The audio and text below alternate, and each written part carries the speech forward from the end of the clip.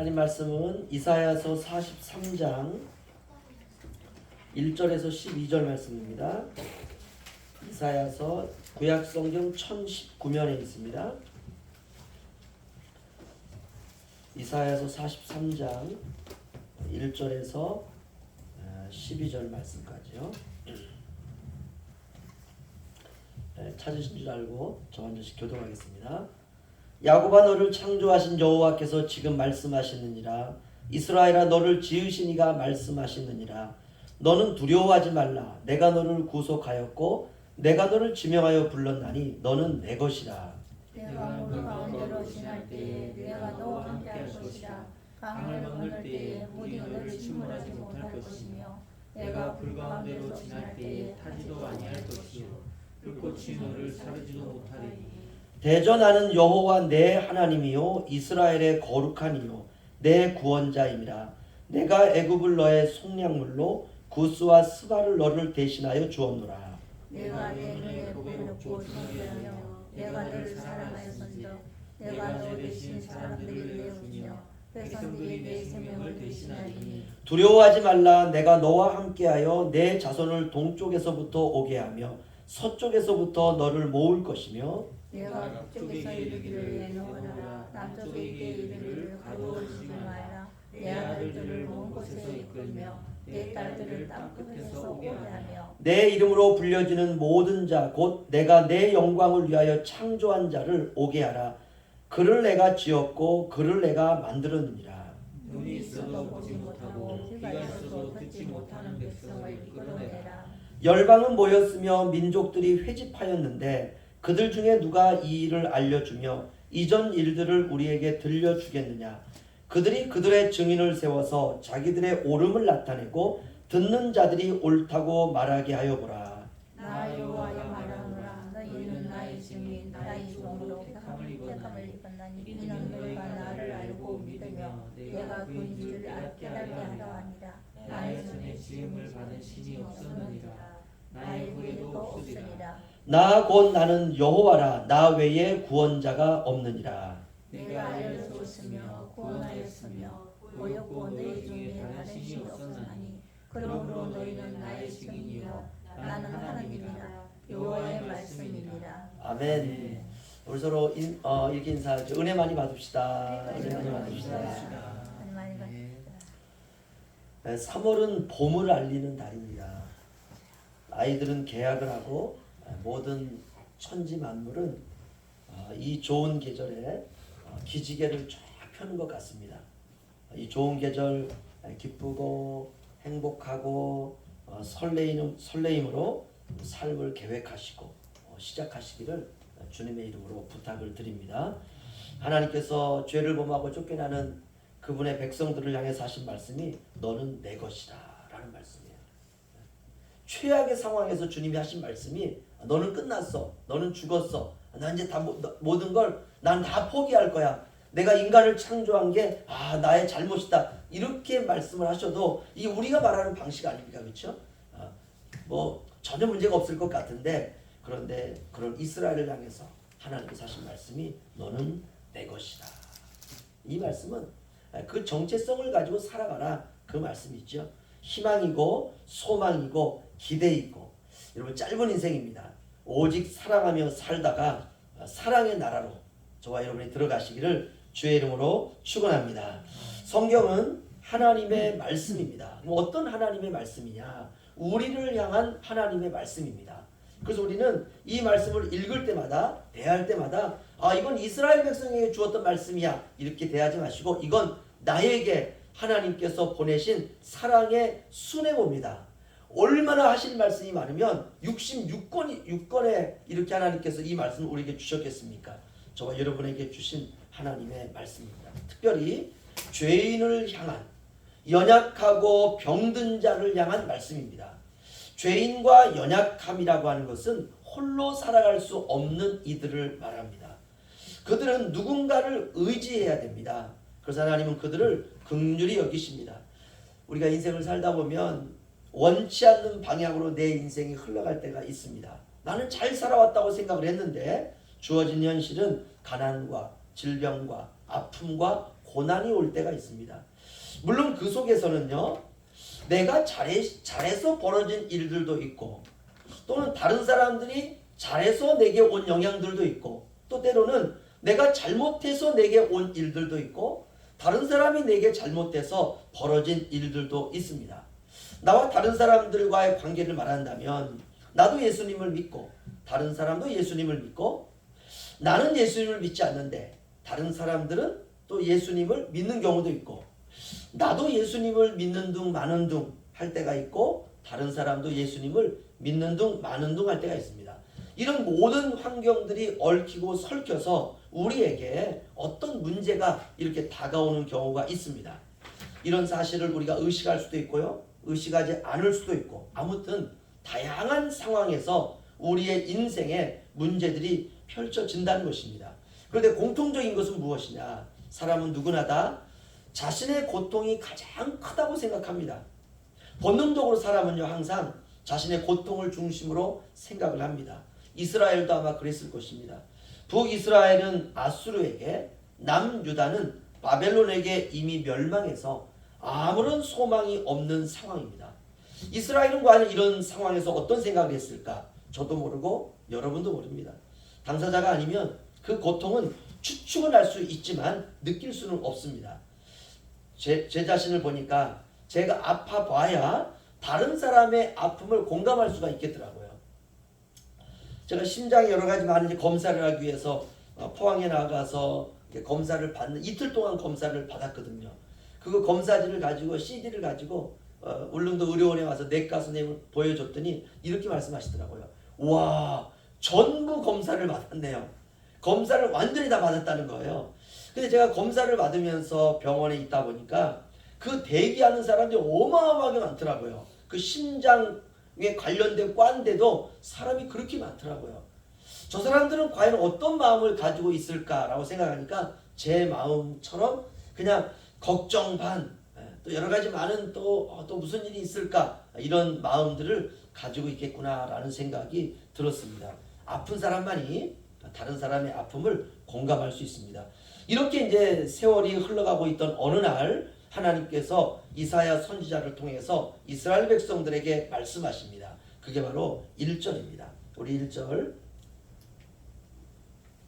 보시면은요, 후반절 제가 읽어드리겠습니다. 너는 두려워하지 말라. 내가 너를 구속하였고 내가 너를 지명하여 불렀나니 너는 내 것이다. 아멘.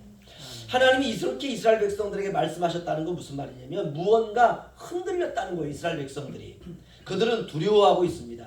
스스로 자신들은 하나님의 소유가 아니다라고 생각하고 있어요. 이사야 선지자가 이 예언을 받았을 때 북이스라엘은 이미 멸망해서 나라를 잃어버린 상태였습니다. 그리고 남유다는 이스라엘과 같은 똑같은 상황을 이미 걸어가고 있었던 상황이었습니다. 그러니까 이스라엘 백성들 스스로가 우리는 버림받았다, 우리는 끝났다, 우리는 실패했다, 우리는 하나님 앞에서 아무 쓸모도 없는 사람들이다, 그리고 우리가 살아가야 될 존재 이유가 우리는 아무것도 없다, 왜 살아야 되는지, 무엇을 위해 살아야 되는지 방향과 목적을 잃어버린 상태였습니다. 여러분, 이런 상태의 인간은 어떻습니까? 얼마나 비참합니까? 그저 되는 대로 하루하루를 살아가고 있는 것입니다. 그런데 오늘 이사야 선지자는 그런 이스라엘을 향해서 엄청난 말씀을 주고 있습니다. 너는 두려워하지 말라. 내가 너를 구속하였고 내가 너를 지명하여 불렀나니 너는 내 것이다. 아멘. 무슨 말입니까? 하나님이 나를 아신다는 거예요. 하나님이 그런 나를 구원하셨다는 것입니다. 하나님이 그런 나를 주님의 소유다라고 말씀하고 있는 것입니다. 얼마나 놀랍습니까? 정말 부모에게 너무 큰 잘못을 저질러 가지고 부모 앞에 와서 본인도 정말 무릎을 꿇고 눈물을 흘리고 도대체 내가 어떻게 살아야 되는지 이렇게 하고 있는 그 아들을 향해서, 자녀를 향해서 부모가 그냥 아무 말 없이 꽉 끌어안으면서 그래도 너는 내 자식이야 라고 말할 때 자녀는 무한 감동입니다. 오늘 이스라엘을 향한 하나님의 마음이 그렇습니다. 사람들은 자기에게 유익이 되는 사람들에게만 관심이 있습니다. 자기에게 편한 사람들에게만 관심이 있어요. 이게 사람들의 일반적인 본능입니다. 그 외에는 관심도 두지 않고 관심도 갖지 않습니다. 그런데 하나님은 망하고 추한 나를, 망하고 볼품없는 이스라엘을 향해서 너희는 가장 소중하다라고 말씀하십니다. 4절 보시면은요, 제가 읽어드리죠. 너희는 내 눈에 보배롭고 존귀하며 내가 너를 사랑하였은즉. 여러분 얼마나 놀랐습니까? 하나님은 사람들에게 소외당하고 무시당하고 슬픔에 젖어 있는 사람들에게 관심이 굉장히 많습니다. 왜냐? 그것이 하나님의 긍휼과 용서의 본능입니다. 바리새인들은 자기의 의로 다른 사람들을 판단하는 사람들이었습니다. 세리는 그 판단에 의해서 정죄받은 사람들이었습니다. 이것이 세상이에요. 세리는 가슴을 치면서 통곡하며 하나님 앞에 기도합니다. 하나님이 그런데 그 세리의 기도를 들으세요. 우리는 세리의 자리로 날마다 내려가야 됩니다. 이것이 바로 신자의 길입니다. 기독교의 가장 큰 문제가 뭐냐? 세리로 시작해서 바리새인으로 끝나는 경우가 대부분이라는 것입니다. 우리 영포 양문교회는 항상 하나님의 은혜의 자리를 사모하는 그런 교회가 되시기를 주님의 이름으로 축원합니다. 이스라엘 백성들이 정말 처참한 상황 가운데 있을 때 너희는 내 눈에 보배롭고 너희는 내 눈에 보배 존귀하며 내가 너희를 사랑한다 라고 말씀하십니다. 하나님의 눈에 보배로운 존재라는 것이에요. 하나님에게 존귀한 존재라는 것입니다. 하나님이 나를 사랑하시는구나. 나는 하나님 앞에 사랑받는 존재구나. 그럼 언제부터 이런 존재였느냐? 처음부터 그랬다는 것이에요. 우리가 태어나기 전부터 하나님에게 우리는 알려진 존재였습니다. 하나님은 유일하신 신이고요. 하나님은 모든 세계를 창조하신 창조주이십니다. 오늘날 사람들은 자기들이 만든 종교의 신을 섬기고 있습니다. 이건 착각이죠. 사탄이 사람들 안에 심어놓은 착각입니다. 성경은 이 부분에 대해서 무엇이라 말씀하느냐? 12절 13절 저와 같이 교도하겠습니다. 내가 알려주었으며 구원하였으며 보였고 너희 중에 다른 신이 없었나니 그러므로 너희는 나의 증인이요 나는 하나님이니라 여호와의 말씀이니라. 과연 태초로부터 나는 그이니 계속해서 건질 자가 없도다. 내가 하나리니 누가 막으리요. 아멘. 오직 세상을 창조하시고 다스리는 분은 여호와 하나님 한 분이시라는 것입니다. 우리가 이것을 생각하고 고민하고 믿는 존재는 인간밖에 없습니다. 얼마나 특별한 특권입니까? 우리가 이성으로 또 생각으로 우리의 영으로 하나님을 섬기는 존재는 인간밖에 없습니다. 그런데 사람들은 그 하나님의 영광을 어떻게 했다고 하느냐? 제가 로마서 1장 읽어드리죠.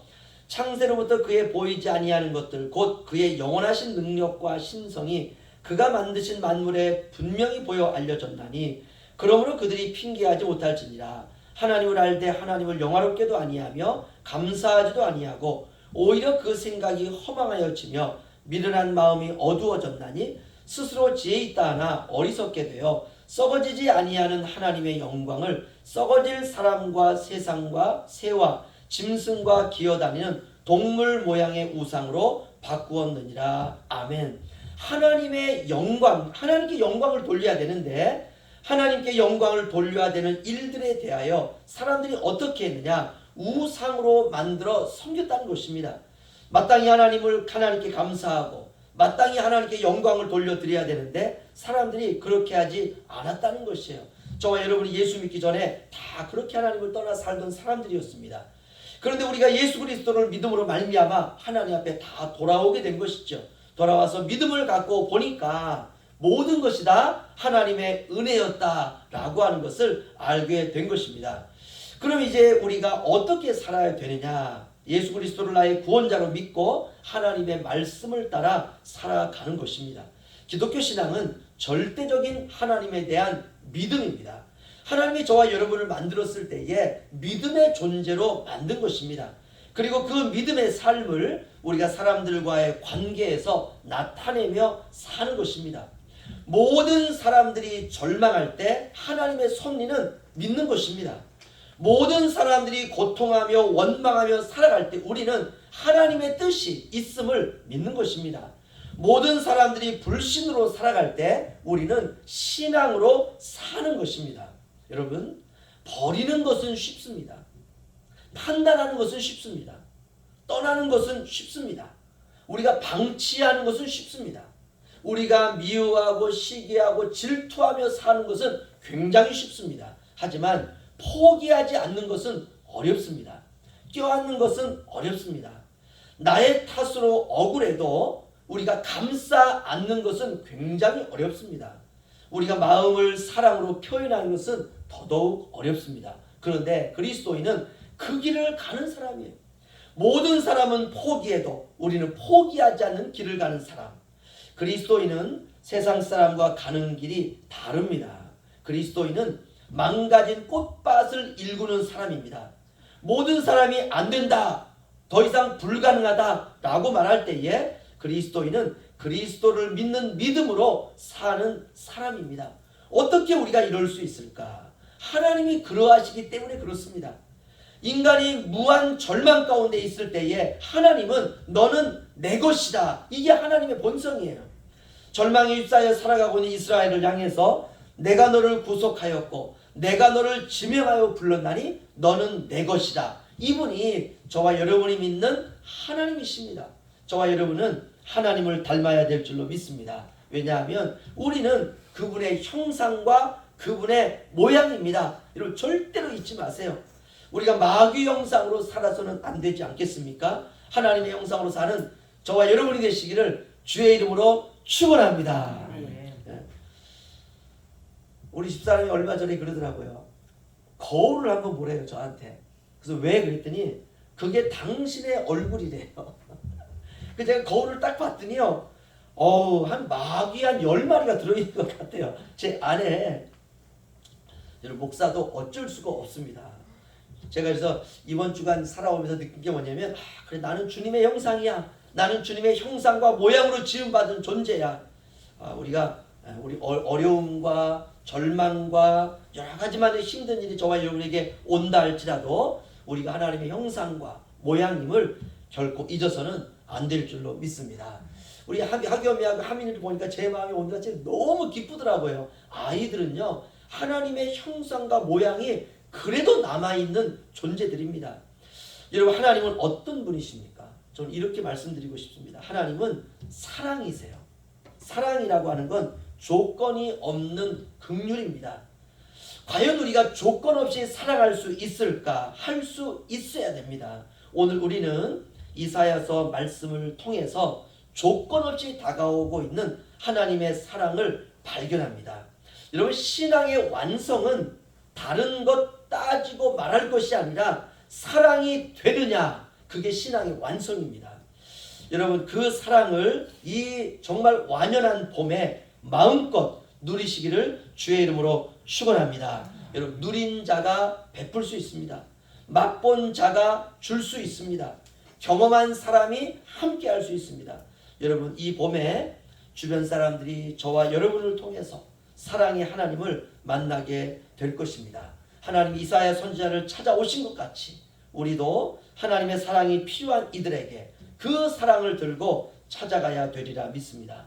너는 두려워하지 말라. 내가 너를 구속하였고 내가 너를 지명하여 불렀나니 너는 내 것이다. 한 주간 동안 잊지 말고 붙들어야 될 하나님께서 저와 여러분에게 주시는 하나님의 말씀인 줄로 믿습니다. 기도하겠습니다.